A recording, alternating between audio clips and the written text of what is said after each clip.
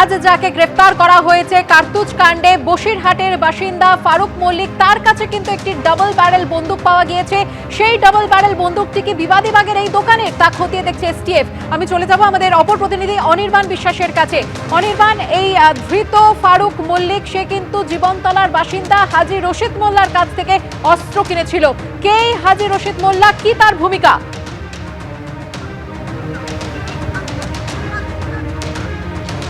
দেখো, তোমাকে প্রথমে জানিয়ে রাখি যে এই হাজী রশিদ মোল্লা, যে কিনা ঈশ্বরীপুর গ্রামে থাকে জীবনতলার, এবং সেখানে থেকে কিন্তু তার বাড়ি থেকে 190 রাউন্ড কিন্তু 7.65 mm যে কার্তুজ, সেই কার্তুজ কিন্তু উদ্ধার হয়েছে তার বাড়ি থেকে। এছাড়াও একটি ডাবল গান উদ্ধার করা হয়েছে তার বাড়ি থেকে, এবং 9টি লাইভ কার্তুজ উদ্ধার করা হয়েছে 12 বোরের। স্বাভাবিকভাবেই বিপুল সংখ্যায় কিন্তু যে অ্যামুনেশন, সেগুলো কিন্তু তার বাড়ি থেকে পাওয়া যায়। এবং স্বাভাবিকভাবে কিন্তু পুলিশের এই মুহূর্তে সবচেয়ে বড় জিজ্ঞাস্য যে কোথা থেকে তিনি এগুলো পেয়েছেন।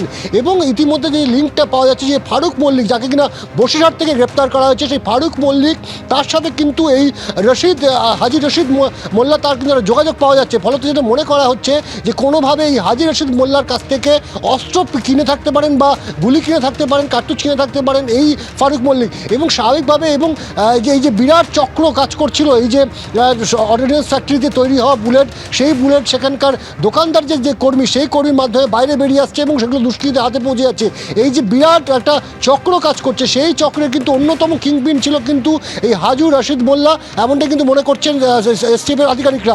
এবং তারা এই মুহূর্তে কিন্তু চেষ্টা করছেন যে জাল কোথায় কোথায় বিস্তৃত হতে, সেটাই আমরা একদিকে খুঁজে বের করার। ঠিক তেমনভাবেই এটা কি আন্তঃরাজ্যের এই অস্ত্র কারবারি চলছিল, নাকি এটা রাজ্যের বাইরেও কোথাও চলে গেছে, সেই বিষয়েও তারা খতিয়ে দেখছেন। এবং কত পরিমাণ এবং বুলেট যেগুলো অর্ডিন্যান্স ফ্যাক্টরিতে তৈরি হয়েছে, সেগুলো বাইরে বেরিয়ে এসছে, সেই সমস্ত খতিয়ান কিন্তু তারা খতিয়ে দেখছেন। এবং এর পাশাপাশি এই হাজী রশিদ মোল্লার সাথে আর কার কার যোগ ছিল, এবং যেমনটা আমরা জীবনতলায় এসে জানতে পারছি, তার কিন্তু এখানে চাষবাসের জমি রয়েছে, এখানে ফিশারিজ রয়েছে। স্বাভাবিকভাবে এগুলোকে সেই সামনে রেখে মূল কারবার কিন্তু তার ছিল অস্ত্র কারবার, এমনটাই কিন্তু প্রাথমিক তদন্তে মনে করছেন তদন্তকারী আধিকারিকরা। ধন্যবাদ অনির্বাণ।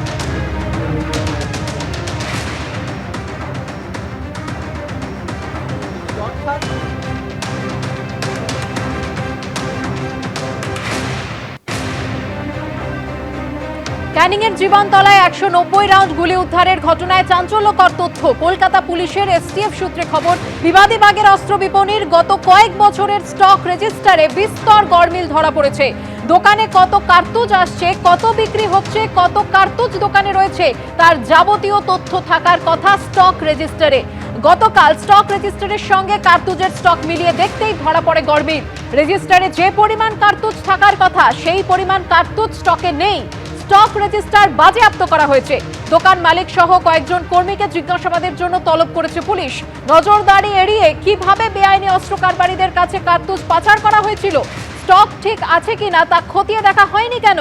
কর্তৃপক্ষ কি কিছুই জানতেন না, নাকি আরো কেউ জড়িত রয়েছে? উঠছে এই সমস্ত প্রশ্ন।